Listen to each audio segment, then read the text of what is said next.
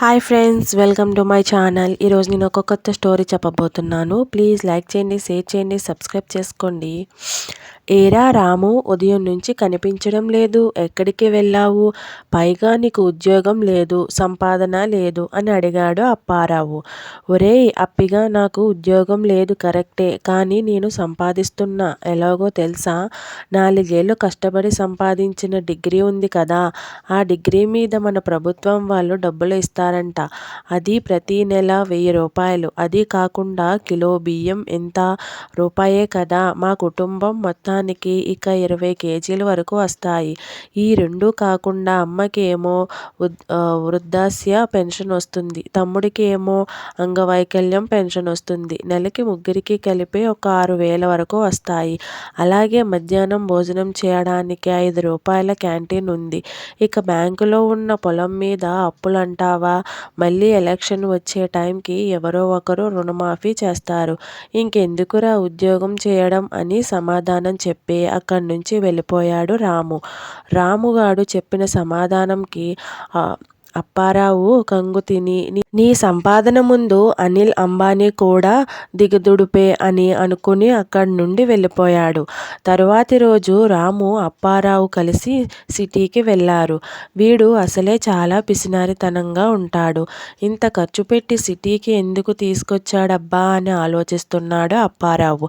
ఇద్దరూ కలిసి ఒక ఫోటో స్టూడియోకి వెళ్ళి రాముకి ఒక 3 ఫోటోలు తీయించుకున్నారు. ఒరే రాము, ఇన్ని డబ్బులు ఖర్చు పెట్టి ఇప్పుడు ఫోటోలు ఎందుకు తీయించుకున్నావురా అని అడిగాడు అప్పారావు. అప్పుడు రాము, నేను పెళ్లి చేసుకోవాలనుకుంటున్నాను రా, అందుకని ఈ ఫోటోలు అన్నాడు. అప్పుడు అప్పారావు వెటకారంగా, నువ్వు పెళ్లి చేసుకుంటావా అని అడిగాడు. అరే వెర్రి అప్పారావు, పెళ్లి కూడా ఒక రకంగా డబ్బుకి సోర్స్ రా, అందుకే పెళ్లి చేసుకుంటున్నాను, అర్థం కాలేదా? చెప్తా విను అంటూ రాము పెళ్లి గురించి చెప్పడం మొదలుపెట్టాడు. నేను పెళ్లి దగ్గరలో ఉన్న ఒక రిజిస్టర్ ఆఫీస్లో చేసుకుంటాను. అలాగే ఒకే ఒక కూతురు ఉన్న సంబంధం మాత్రమే చూడమని వాళ్ళకి చెప్పాను. పెళ్లి అయిన తరువాత ఉదయం 9 నుంచి 11 గంటల వరకు మాత్రమే ఫంక్షన్ ఏర్పాటు చేస్తాను. ఓన్లీ ఆ ఫంక్షన్లో టిఫిన్స్ మాత్రమే ఉంటాయి, భోజనాలు ఉండవు. పెళ్లికి వచ్చిన వాళ్ళు అందరూ చదివింపులు రాస్తారు. అది కాకుండా వస్తూ నా భార్య నా గురించి కట్నం తీసుకొస్తుంది. ఎలాగో ఒక్కటే కూతురు కాబట్టి వాళ్ళ అమ్మా నాన్న చనిపోయిన తర్వాత ఆస్తి మొత్తం నాకు వస్తుంది. ఇంకా టిఫిన్ ఖర్చు అంటావా, నాకు ఒక మూలకు రావు. పెళ్లికి వచ్చిన వాళ్ళు చదివింపులతో పాటు మిక్సీలు, గ్రైండర్లు, ఉంగరాలు ఇలా ఏవేవో బహుమతులు ఇస్తూ ఉంటారు. ఇటు చూసుకున్నా నా లెక్క పక్కాగా ఉంటుంది. అందుకనే త్వరగా పెళ్లి చేసుకుందాం అనుకుంటున్నాను. నువ్వేమంటావ్ అని అడిగాడు రాము. ఈసారి రాము సమాధానం వల్ల అప్పారావుకి కొంచెం మతి భ్రమించింది. ఆ షాక్ నుండి తేరుకోవడానికి అప్పారావు దగ్గరలో ఉన్న ఒక కూల్ డ్రింక్ షాప్కి వెళ్ళి సోడా తాగాడు.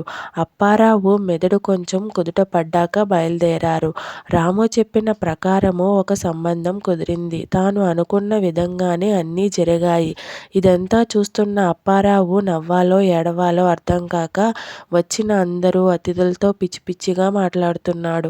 దైవం కూడా రాముకి అనుకూలంగా ఉన్నట్లు తన అత్తమామలు బకెట్ తన్నేశారు. ఆస్తిపాస్తులు కూడా రాము చూసుకుంటున్నాడు. ఇప్పుడు రాము సంపాదన నెలకు దాదాపు 20,000 దాకా పెరిగింది. కానీ అప్పారావు ఇంకా 8,000 జీతానికి ఎంఆర్ఓ ఆఫీసులో క్లర్కులా పనిచేస్తున్నాడు. అదే ఎంఆర్ఓ ఆఫీస్కి రాము తన మామగారి పేరు మీద ఉన్న ఆస్తిపాస్తులన్నీ తనకు పుట్టబోయే బిడ్డకు చెందే విధంగా రిజిస్ట్రేషన్ చేయించుకోవడానికి వచ్చాడు. ఇది చూస్తున్న అప్పారావు తెగులు వచ్చిన కోడిలాగా కొట్టుకుంటున్నాడు. కొన్ని రోజుల తర్వాత రాము వాళ్ళ అమ్మ చనిపోయింది.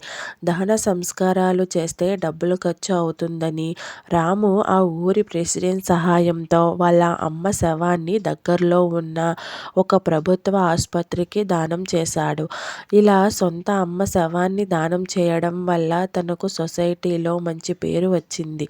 అతను చాలా గొప్ప వ్యక్తి అని ఒక సంఘ సంస్కర్తని ఎవరికి వారే ఫేస్బుక్లో, వాట్సాప్లో ప్రచారం చేశారు. ఇతని మంచితనాన్ని చూసిన ఆ ఊరి ఎమ్మెల్యే ఇతనికి సన్మానం సన్మానం కూడా చేసేశాడు. ఆ సన్మానంతో రాము ఒక సెలబ్రిటీగా మారిపోయాడు. ఆ ఊరి గ్రామంలో పంచాయతీ ఎలక్షన్స్ వచ్చాయి. ఈసారి రాము చెందిన కులానికి టికెట్ ఇవ్వాలని అనుకుంటున్నారు. అందువల్ల రాముని ఎలక్షన్లో నిలబడమని కోరారు. ప్రజలు అందరికీ రాము తెలివితేటలు బాగా తెలుసు. ఇతను సర్పంచ్గా చేస్తే పైసా ఖర్చు లేకుండా గ్రామాన్ని బాగా అభివృద్ధి చేస్తాడు అని నమ్మి తనను ఊరి ప్రెసిడెంట్గా ఎన్నుకున్నారు. గెలిచిన 2 రోజుల తరువాత ఎంఆర్ఓ ఆఫీస్కి పని మీద వెళ్తే అక్కడ అప్పారావు రామును చూసి అతను సర్పంచ్ అని తెలుసుకొని తన మతిభ్రమించి పిచ్చివాడిగా మారిపోయాడు. మతిభ్రమించిన అప్పారావు వెర్రి కేకలు వేస్తూ పిచ్చి పిచ్చిగా అరుస్తూ ఉన్నాడు. అక్కడ ఉన్న జనం అందరూ కూడా అప్పారావు వంక జాలిగా చూడసాగారు. ఎవరో మహానుభావుడు పిచ్చి ఆసుపత్రికి సమాచారం ఇవ్వగా వాళ్ళు వచ్చి అప్పారావుని తీసుకొని వెళ్ళిపోయారు. అప్పుడు రాము అప్పారావు కుటుంబాన్ని తాను పోషిస్తానని, అన్ని విధాలుగా ఆదుకుంటా అని జనం ముందు మాట ఇచ్చాడు. అందరూ అప్పారావుని మర్చిపోయి రాము చెప్పిన మాటలు విని చప్పట్లతో రాముని గౌరవించారు. ఇలా ఎన్నో అనుకోకుండా కలుపుకున్న సందర్భాలు రాముని సమాజంలో ఒక గొప్ప గుర్తింపు ఉన్న వ్యక్తిగా చేశాయి. కృషితో నాస్తి దుర్భిక్షం అని ఎవరు చెప్పారో, జీవితాల్లో కృషి ఉంది కానీ దానితో పాటు దుర్భిక్షం కూడా ఉంది. కానీ అది కొందరి జీవితాల్లో మాత్రమే. ఇంకొంతమంది లోకజ్ఞానంతో లోకాన్ని ముంచేసే తెలివితేటలతో బ్రతికేస్తున్నారు. లోకం పోకడలు తెలుసుకుంటే సంఘ సంస్కర్త ఏం కర్మ, ఇస్రో చైర్మన్ కూడా అవ్వచ్చు.